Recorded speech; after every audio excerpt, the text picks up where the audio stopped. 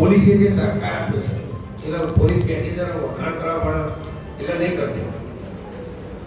જ્યારે બી ફોન કર્યો દબાણ હટાવવાનું, કોઈ દિવસ પોલીસે ના નહીં પાડી. પહેલા પરમાર સાહેબ હતા, પછી દેશી સાહેબ આવ્યા, હવે ચુડાસમા સાહેબ આવ્યા, જયદીપભાઈ ઠાકોર સાહેબ, વ્યાસ સાહેબ, બધા ભેગા થયા, ઉપાધ્યાય સાહેબ. ઘણા મિત્રોને મારા વિશે ટેન્કર વિશે બહુ દુઃખ લાગેલું છે, પણ હું તમને મારા બાપાનો દાખલો આપીશ. હું કાંતિલાલ કેશવરાના ખાનદાન નીચે તૈયાર થયેલો છું અને એ સંસ્કાર મારા પરિવારમાં મારી પત્ની મારા બાળકો જોડે. હું નગરપાલિકામાં બેઠો મારા છોકરાનો ફોન આવે કહે પપ્પા નગરપાલિકા ગાડીમાં બેસતા નહીં, કદાપી નહીં બેસું, ચિંતા ના કરે. મારા બાપાનો નિખિલભાઈ વોર્ડ નંબર 5 વાળા એની સોસાયટીની અંદર રોડ બનતો હતો, તો સોસાયટીના સભ્યોએ એવું કીધું કે પહેલા કોન્ટ્રાક્ટર શું કરતા, ગટરના ઢાંકણા મૂકતા નતા, પથ્થર મૂકી દેતા. ત્યારે મારા બાપાને એવું કીધું તમારો છોકરો નગરપાલિકા પ્રમુખ છે, કોણ 4 ઢાંકણા આપો. તો પેલા લોકોએ મને ફોન કર્યો કે ભાઈ કાકાએ કીધું 4 ઢાંકણા આવો, તો ક્યાં નાખવા કે સોસાયટીની અંદર. ના ના, સોસાયટીની અંદર સોસાયટી વાળા જ ના કરે. મેં મારા બાપાને નતા આપ્યા 4 ઢાંકણા. આ સત્ય ઘટના નીચે બારોટ ત્યાં ઉભા હતા. મને કે યાર હું ઉભો છું, મેં મારા બાપા તો નહીં કર્યું. અને સાહેબ ટેન્શન લીધું, શું વાત કરો, કમળ ચાલતું હતું, જાહેરમાં બેનો બેઠક મને નથી કહેવાતી. રાત દિવસ દોડ્યો સાહેબ. એ જે મારી ઇનોવા ફરીશન એની અંદર ખાલી કુંભના મેળામાં હું ગયો, ગાંધીધામ ગયો, મોરબી ગયો, 2 વખત સુરત ગયા, આટલું. બાકી બધી નગરપાલિકામાં ગાડી ફેરવી, ક્યાંય ફરવા નહીં ગયા. પ્રકાશના છોકરા નગરમાં ગયો એટલું. સવારે ગાંધીનગર જવું ને ઓફિસર ના મળે, ઘણી વખત ભૂલી જવું તો સોમવાર ને મંગળવારે ઓફિસરોની મીટિંગ ના મળે, ખાઈ પાછો ત્યાં પહોંચતું. ઘણી વખત કેન્ટીનમાં ખાઈ. ઇતિહાસની અંદર આટલા સાધનો કોઈ નહીં લાવ્યા સાહેબ. સફાઈના સાધનો છેલ્લે મેં હમણાં સફાઈ કામદારની લારીઓનું ટેન્ડર કરી દીધું.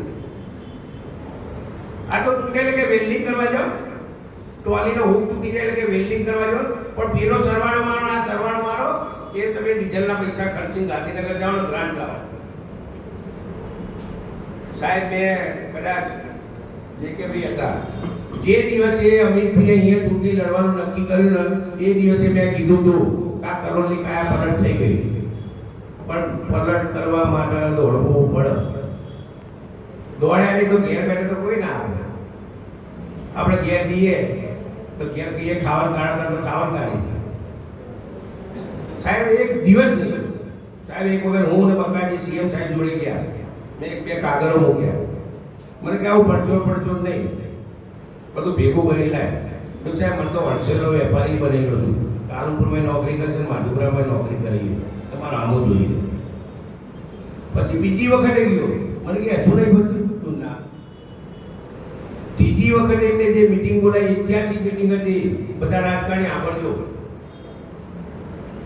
સીએમ સાહેબ અંદરથી આવ્યા, મોડા પ્રમુખ શું લાયા, મને કાં નહીં થયું. તો ઓડા બધા પંકજ જોશી સાહેબ, અશ્વિની કુમાર સાહેબ, બેનીવાલ સાહેબ, ભવ્ય વર્મા, બધા ગુજરાતના મોટા ઓફિસરો હતા. હું એકલો રાજકારણી હતો. ત્યારે એમને આપણને એવું કહ્યું કે ટીપી 1 ને 2 કરોડ નગરપાલિકાએ બનાવી છે, એની અંદર અમે કામ ના કરીએ. આ શબ્દ ઓડાએ વાપર્યો ને, તરત મેં ઓડાવાળાને કીધું કે ટીપી 3, 4, 5, 6 એ બી કરોડમાં આવે છે, તમે બનાવી છે, 40% માલ લઈ ગયો અને પૈસા આપવાની ના પાડો છો. સાહેબ સીએમ સાહેબે 1 મિનિટની અંદર કહી દીધું બેનીવાલ સાહેબ કે આપી દો પૈસા જે થતા હોય. એ વખતે જો બીજો કોઈ પ્રમુખ હોય તો ના કેવું જે શબ્દ કહું છું, નગરપાલિકામાં આવે છે માલ આ બધા એવું સાહેબ 17 કરોડ રૂપિયા ઉડાન આપી દો, ઉડા રોડ બનાવશે, નગરપાલિકા નહીં જોતા. જ્યારે બોર બનાવવા સીએમ સાહેબ બોલે ગયો, બધા અશ્વિની કુમાર શહેરી વિકાસના સાહેબ હતા, ત્યારે કે નર્મદાનું પાણી આવે છે, તમારે બોર બનાવવાની ક્યાં જરૂર છે? તો મેં શું શબ્દ આપ્યો તો સાહેબ નર્મદાના પાણીમાં તમારા પિયતના પંપમાં ખરબલિયા વાગે છે, પડતા પોળમાં ખરબલિયા વાગે છે, પાણી આવવાની તો પાણી આપવું ક્યાંથી? એક કાંકરે કેટલા પક્ષી મારે સમજી લેજો. પડતા પીએનમાં બી પંપ ખરાબ છે, પડતાપુરા બી ખરાબ છે, અને પાણી ના આવે ડોરો આવે ત્યારે પબ્લિકને પાણી આપવું કેવી રીતે? સાહેબ તરત જ સીએમ સાહેબે કીધું મારી વાત સાચી છે. તો પીએચ ની અંદર બી પણ પંપ નવાના થઈ ગયા, પ્રતાપપુરામાં બી પંપ નવાના થઈ ગયા અને 13 નવા બની ગયા. હમણાં 6 દિવસ કાઉન્સિલરોને ખબર નથી, હું ખબર ના પડતો, સારી ચીફ ઓફિસર જાણતા હતા. 6 દિવસ નર્મદાનું પાણી નહીં આવ્યું, કોઈને ખબર છે? તો પાણી બંધ કર્યું ક્યારે? એ બોર બનાવ્યા ક્યારે?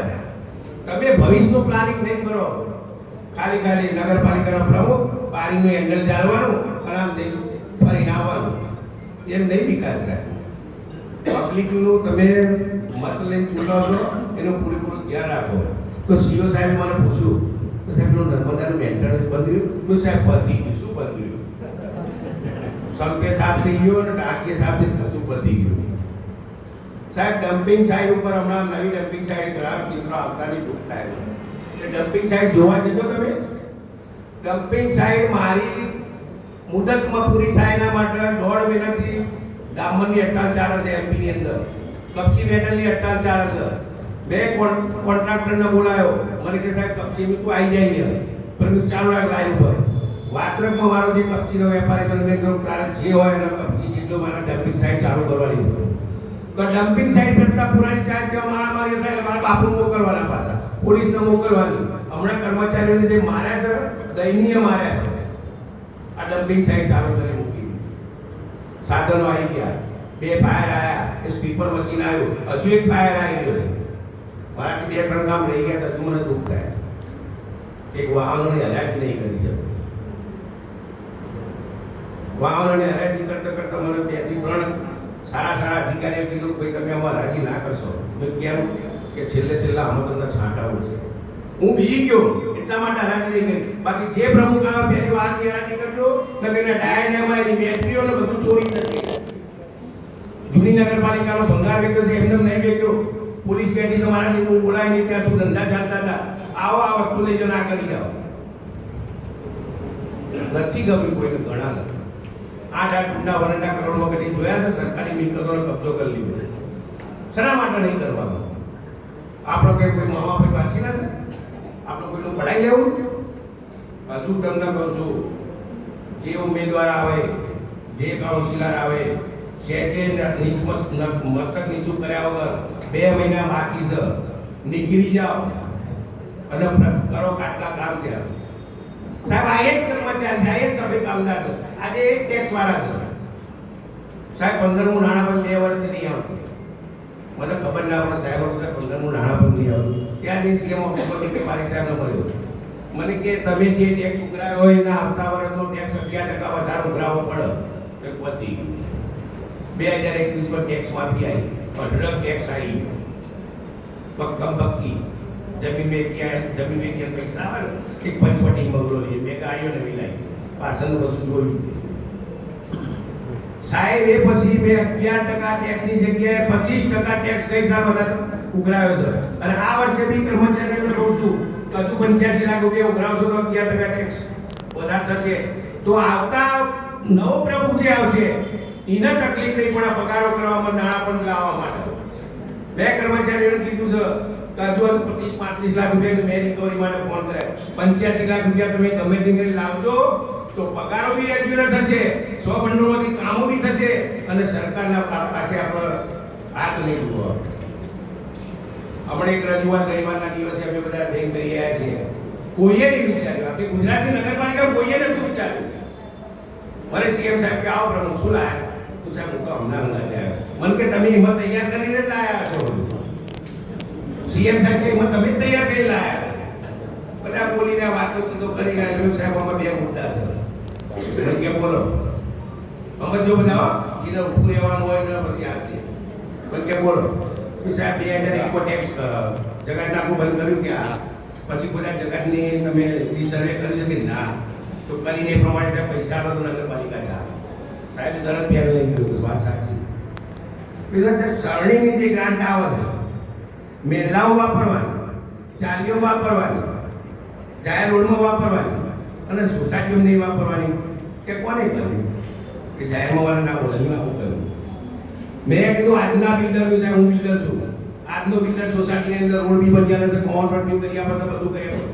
આ જે સોસાયટીઓ બાકી રહી છે જૂની રહી ગઈ છે મધ્યમ વર્ગની અને પ્યોર ભાજપના મત આલે છે સાહેબ એ જ રહી ગઈ છે સાહેબ ક્યાં સુધારામાં હું વિચાર નગરપાલિકાના આ સફાઈ કામદારો છે સફાઈમાં ફરક પડ્યો હોય તો આ કહેજો ના કહો ફરક પડ્યો છે બોલો આ સફાઈ કામદાર ટેક્સ ઉઘરાવવામાં આ જ કર્મચારી છે 3-4 કર્મચારીને વાત કરતા એમને ગંદાથી ગાળો ખાઈને પણ કામ કર્યું છે એટલે જે આવે ટેક્સમાં કાળજી રાખજો સફાઈમાં કાળજી રાખજો પછી હમણાં ભાઈ મને કે હવે તો 2-3 ના આ ચાલુ કરી દેવું પડશે તો ભાઈ બેટા આડો રે હજુ ફાઇલ ગરમ જ છે હમણાં પતાઈ છે હજુ કોઈ થેન્ક યુ કહેવા નહીં આવ્યું કોઈ અને એ વાત એ લોકો પાસે આજે આયા નથી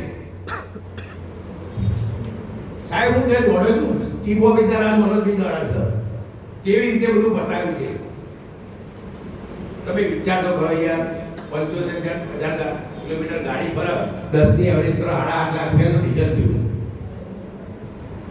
થયું છાતી જુઓ દિલ જુઓ તમે હોદ્દા ઉપરથી નેચા ઉતરો પરાક્રમ બહાર આવો જે માઇન્ડો લાલ કે એને મારા જોડે થઈને આવજો ઊંચા અવાજે બોલું ને તો બે આપજો કોઈ તો કે ઘણા તો પેલું કે પેલા કોન્ટ્રાક્ટર કહી દે પેલો કે કહે કે આ પાણીની બોટલ જ્યાં સુધી હું સ્ટેજ પર બેઠો છું નગરપાલિકામાં મારી સાઈડ ઉપરથી આવે તો પાણી બોટલ કે તે ઓફિસમાં મૂકે ત્યાં શું થઈ જાય એટલે કોઈએ રાજકારણીએ કોઈ કર્મચારીએ ક્યાંય નીચા મસ્તકે જવાનું નથી બધા આપણે આવા વિકાસના કામો કદી થયા નથી હજુ જે રોડને બનવાના છે આ તો મારું નસીબ ખરાબ કોઈનું કહેવું નહીં મારું નસીબ ખરાબ પણ 1.5 મહિનાથી એમપીમાં ડાંબરની હડતાળ પડી વિકલ્પની હડતાળ પડી બાકી એટલા બધા રોડ બની ગયા હોત તો સાહેબ નંદનવન દેખાતું પણ કઈ વાંધો નહીં જે નવા ઉમેદવાર આવવાના છે એમના માટે તો નંદનવન દેખાશે ચાલુ ચૂંટણી બધું બનશે ચાલુ ચૂંટણી બનશે અને ઘણાએ ભાઈ એક કહેતો જો મોડા પડે ને એના માટે પ્રાર્થના કરી છે પણ એમને કહેજો કે બધા કયા રોડ પાસ થયા એ બધા નકશા છે ને વારી ચોરીનું ઘેર લઈ ગયો છું જે નવો ચૂંટણી આવશે ને એના વોર્ડ વાઇઝ નકશા લે એટલે એક રોડ પર ગાવલી મારી જાય તો વિચારતા જ નહીં